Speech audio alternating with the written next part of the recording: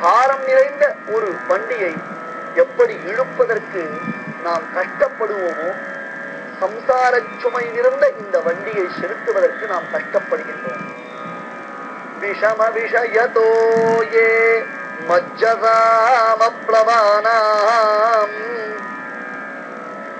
விஷம விஷயதோ யே, பயங்கரமான திமிங்கலங்கள், சுறாமீன்கள் மற்றும் நம் ரத்தத்தை உரியக்கூடிய அட்டை பூச்சிகள், கூர்மையான பற்களை உடையதான முதலைகள் சமுத்திரங்களில் நிறைந்திருக்கும். சம்சார சமுத்திரத்தில் கண்டு கேட்டு உற்று நுகர்ந்து ஆழ்வார் வர்ணிக்கிறார். காண்பது ஒரு ஜந்து, கேட்பது ஒரு ஜந்து, நுகர்வது ஒரு ஜந்து. என்னது? நம்முடைய புலன்கள். அந்த புலன்கள் பயங்கர ஜலஜந்துக்களை போல நம்மை ஆகர்ஷிக்கின்றன.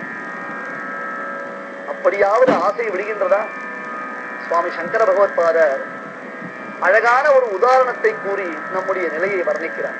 ஒருவன் காட்டு வழியே தனியே செல்கிறான்.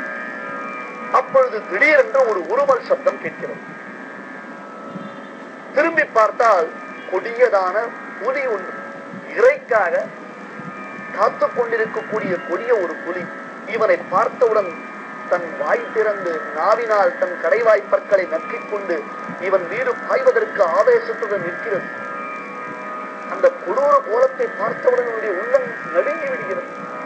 தன் உயிரை காப்பாற்றிக் கொள்வதற்காக அவனையாவது அவன் அறிவானா? காட்டு வழி, தனி வழி, எங்கிருந்தோ கல்லிலும் முள்ளிலும் காட்டிலும் மேட்டிலும் அவன் அலறி அடித்துக் கொண்டு ஓடுகிறான். ஓடிய வேகத்தில் பாழடைந்த ஒரு பள்ளத்துக்குள்ளே அவன் விழுந்து விட்டான்.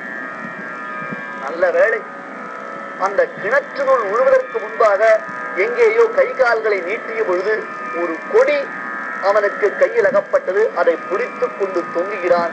கீழே பார்த்தால் அதல பாதாளத்தில் ஒரு கிணறு. அது பள்ளமில்லை, பெரும் கிணறு. அந்த கிணற்றில் ஹா என்று வாய் திறந்து கொண்டு முதலை காத்துக் கொண்டிருக்கிறது. நல்ல ஆகாரம் கிடைக்க இருந்ததே, அது நழுவி விட்டது என்பதாக இந்த முதலை அவனை எதிர்நோக்கி வாய் பிளந்து காத்துக் கொண்டிருக்கிறது.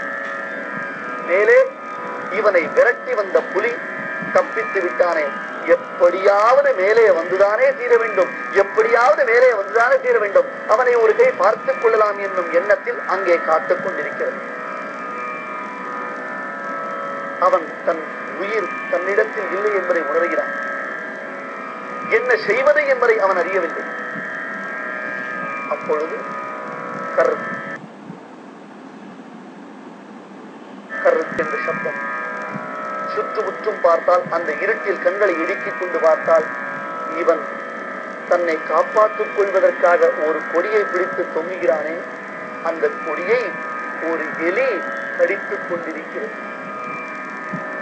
எந்த சமயத்திலும் கையில் இருந்த பிடி நழுவலாம், அல்லது கொடி அருந்து விடலாம், அல்லது எலி கடிப்பதினாலே அந்த கொடி அருந்து விழுந்தால் இவன் நேராக முதலைக்குத்தான் இரையாக வேண்டும்.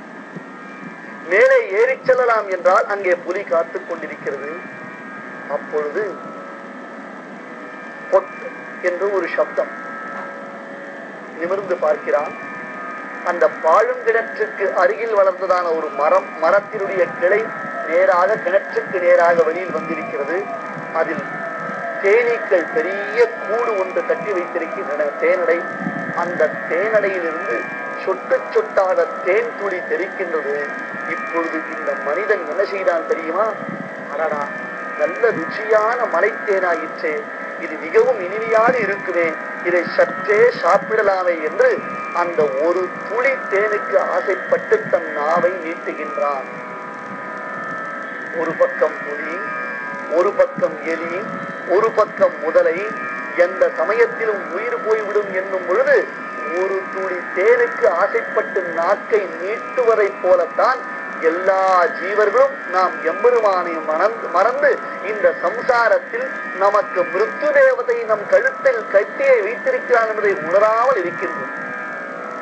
கண்களினாலேயோ காதாலேயோ அல்லது புலன்களினாலேயோ நமக்கு ஏற்படக்கூடிய அல்ப சுகங்கள், ஆழ்வார் சாதிக்கிறார், அற்பசாரங்கள் அவை சுவைத்து அகன்றொழிந்தேன் என்று.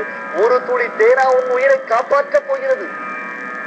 அல்லது அந்த ஒரு துளி தேனை நீ குடிக்காமல் இருந்தால் உன் உயிர் ரட்சிக்கப்படுமா? இந்த சமயத்தில் கூட அல்பமான சுகத்திற்கு ஆசைப்படும் மனோபாவத்தை நாம் விட்டுவிடவில்லையே. விஷம விஷயத்தோயே, காளிந்தி மடுவில் கலந்திருந்த விஷத்துடன் கூடிய நீரை பருகி பருகி அங்கிருந்த அந்த கோபாலர்களும் பசுக்களும் உயிரை விட்டார்களே, அதுபோன்று தான் சம்சாரத்தில் நாம் முழுகிக் கொண்டிருக்கும் பொழுது விஷமான இந்த தீர்த்தத்தை அருந்துகிறோம். அப்பொழுதும் நமக்கு ருச்சி விலகவில்லை. சுவாமி தேசிகன் வர்ணிப்பார், ஒரு யானை, அந்த யானையை ஒரு முதலை பிடித்து இழுத்தது. என்னப்பனே சர்வேஸ்வரா, நீ உடனே அந்த யானையை காப்பாற்றுவதற்கு அறகொலைய தலைகொலைய ஓடி வந்தாய் அல்லவா? என்னை நானோ மதம் பிடித்த யானை, உன்னை வணங்காத யானை, யானை போன்று அப்படியே மதத்துடன் விளங்குபவன். அந்த என்னை பல புலன்களாகிற முதலைகள் பிடித்து இழுக்கின்றனவே, என்னை காப்பாற்றி நீ ஓடி வர வேண்டாமா என்று கேட்கிறார். விஷம விஷயத்தோயே மச்சதாமப்ளவானாம், சம்சார சாகரத்தை கடத்துவதற்கு மற்ற யாரிடத்திலும் சரியான படகு இல்லை. தெளிந்த நீரோடையில் நாம் செலுத்துவதற்கு ஒரு படகு, சிறு குளத்தில் செலுத்துவதற்கு ஒரு படகு, அதுபோன்று பிரவகித்து ஓடக்கூடிய ஆற்றினில் செலுத்துவதற்கு ஒரு படகு. ஆனால் பெரிய சமுத்திரத்தின் நடுவில் பல நாட்கள் நாம் பிரயாணம் செய்வதற்கு என்றால் இந்த சிறு படகுகள் நமக்கு உபயோகமாய் இருக்குமா? பெரும் கப்பல் என்றோ தேவை. அதுதான் சம்சாரம் என்னும் மாபெரும் சமுத்திரத்தை நாம் தாண்டி அக்கரைக்கு அக்கறையாக செல்வதற்கு அனந்தன் என்னும் அந்த ஒரு படகுதான் கதி. அந்த ஒரு படகுதான் நமக்கு சரணம். விஷம விஷயத்தோயே மஜ்ஜதாமப்ளவானாம் பவது சரணமேகா விஷ்ணுபோதோ நராணாம் பவது சரணமேகா. ஒன்றுதான், ஒன்றே புகழ், ஒன்றே புகழ். இங்கே மற்றொன்றினுடைய துணை தேவையில்லை. மற்றொன்று இங்கே பலிக்கவும் பலிக்காது. மகாவிஸ்வாசத்துடன் அப்பரம்பொருள் ஒருவனையே நாம் மனத்தாலும் வாயாலும் எப்பொழுதும் எண்ணிக்கொண்டிருந்தோமேயானால் ஆண்டாள் நாச்சியார் திருமொழியில் காண்பிக்கிறாள், துன்பக்கடல் புக்கு வைகுந்தன் என்பதோர் தோணி பெறாது உழல்கின்றேன். ஆண்டாள், துன்பக்கடல் புக்கு வைகுந்தன் என்பதோர் தோணி பெறாது உழல்கின்றேன். வைகுந்தன் என்பதோர் தோணி பெறாது, அதுதான் இந்த இடத்தில் படகு, அதுதான் கப்பல். தோணி பெறாது உழல்கின்றேன், நம்மை காப்பாற்றுவதற்கு படகு ஒன்று வந்தது என்றால் எவ்வளவு நமக்கு ஒரு சந்தோஷம் உண்டாகும். உயிர் பிழைக்கப் போகின்றோம் என்னும் எண்ணம் உண்டாகும். அந்த எண்ணம் வர வேண்டும். வசுதேவரை போலத்தான் நாம் நம்மை நினைத்துக் கொள்ள வேண்டும். கிருஷ்ணன் என்னும் மாபெரும் கப்பல் காப்பாற்ற காத்துக் கொண்டிருக்கிறது. அந்த மாபெரும் கப்பல் நம்மை கரை சேர்க்க போகின்றது எனில் அதை பற்றி அறியாமல் இருக்கலாமா? ஸ்லோகத்தை ஒருமுறை மீண்டும் ஆவர்த்தி செய்து பாருங்கள். பவஜலதிகதானாம் துவந்தவாதாஹதானாம், இரட்டை சுகம் துக்கம், பயம் பயமற்ற தன்மை, பசி தாகம், சந்தோஷம் துக்கம், இப்படி மாற்றி மாற்றி வருகின்றது. துவந்தவாதாஹதானாம் சுததுஹிதுகளத்ராண பராஹார்த்திதானாம். ஒரு விஷயம்தான் புரியவில்லை என்கிறார் ஆழ்வார். தங்களை தாங்களே காப்பாற்றிக் கொள்ள சக்தியற்றவர்கள் மற்றவர்களை காப்பாற்றுகிறேன் என்று சொல்லுவது எந்த விதத்தில் பொருந்தும்? இந்த பிரமாண வாக்கியத்தை ஆராய்ந்து பாருங்கள். ஸ்வரக்ஷணேபி அசக்தஸ்ய, ஒருவன் தன்னை காப்பாற்றிக் கொள்வதற்கே தெரியாதவன்.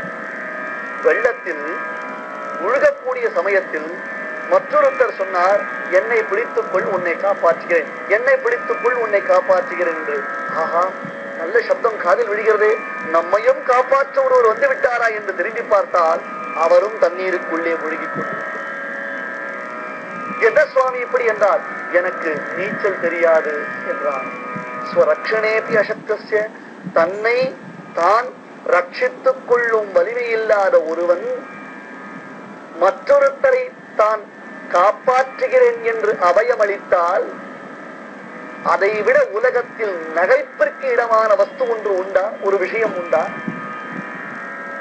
சம்சாரத்தை தாண்டுவதற்கு இந்த மாபெரும் பிரகிருதி மண்டலத்திலிருந்து நமக்கு சாஸ்வதமான ஒரு பேரின்பம் கிடைப்பதற்கு விஷ்ணு போதம் வினா நான்ய கிஞ்சிதஸ்தி பராயம், இது மறக்க கூடாத பிரமாண வச்சனம். பகவான் விஷ்ணு பரமாத்மா நாராயணன் என்னும் அந்த ஒரு படகு தவிர்த்து வேறொன்று இல்லை. சுததுஹிதுகளத்ராண ஹராஹார்த்திதானாம், ஒருவர் அமர்ந்திருக்கும் பொழுதே முழுகுவதற்கு தக்கதாய் அமைந்திருக்கக்கூடிய படகில் ஊரில் உள்ள எல்லோரையும் ஏற்றி வைத்துக் கொண்டால் முழுகத்தானே போகிறார்கள். இல்லை, அவர்களுக்கு கரை தட்டுப்படுமா? சுததுஹிதுகளத்ராண ஹராஹார்த்திதானாம், பாரம் உடைய சகடத்தை, வண்டியை இழுத்துச் செல்ல முடியாதார் போலே, அதிக பாரம் ஏற்றப்படும் தோணி தானாக தண்ணீரில் முழுகுவா போலே நாம் சம்சார பாரத்தை நாம் ஒருவரே நிர்வகித்து விடலாம் என்று நினைக்கிறோம். சிலர் கூறுகிறார்களே, எப்படியாவது எம்பெருமான் எங்களுக்கு 28 தேதி வரையில் அனுகிரகம் செய்தால் போரும், 30ஆம் தேதி அன்று அலுவலகத்திலிருந்து எங்களுக்கு தேவையான சம்பள பணம் வந்துவிடும், அதன் பின்னர் நாங்கள் பார்த்துக் கொள்கிறோம் என்றால் அது இவர்கள் அச்சீனமா? இவர்களால் முடியுமா? அது அலுவலகத்தில் அடிக்கப்படுமா? ஒருவேளை அங்கே பெற்றால்தான் அதை பத்திரமாக நம்மால் இல்லத்திற்கு எடுத்து வர முடியுமா? அல்லது இல்லத்திற்கு எடுத்து வந்தால்தான் எதிர்பாராத செலவுகள் நேரிடாமல் இருக்குமா? அல்லது அங்கேயே வைத்திருந்தால் தான் அது நன்கு சேமிக்கப்படுமா? இதையெல்லாம் உணர வேண்டும். அதுவும் அவனது இன்னொரு அந்த இடத்திலும் அதை நாம் நன்கு விநியோகம் செய்வதற்கும் பகவானுடைய அனுகிரகம் வேண்டும். நாம் ஒருவராக இந்த சம்சாரம் என்னும் பெருங்கடலை கடந்து விடலாம் என்பதாக நினைத்துவிடக் கூடாது. பிறவி என்பது பெருங்கடல். அந்த பிறவி என்னும் பெருங்கடலை கடப்பதற்கு இதோ மாதவன் என்னும் அந்த ஒரு மாபெரும் கப்பல் நமக்காக கரையோரம் காத்து கொண்டிருக்கிறது. இல்லை இல்லை, தண்ணீரில் தத்தளிக்கக்கூடிய நம்மை ஏற்றிச் சென்று கரை சேர்க்க காத்து கொண்டிருக்கிறது. அதை ஆழ்வார் தன்னுடைய 12ஆம் ஸ்லோகத்தில் காண்பித்தருளுகிறார்.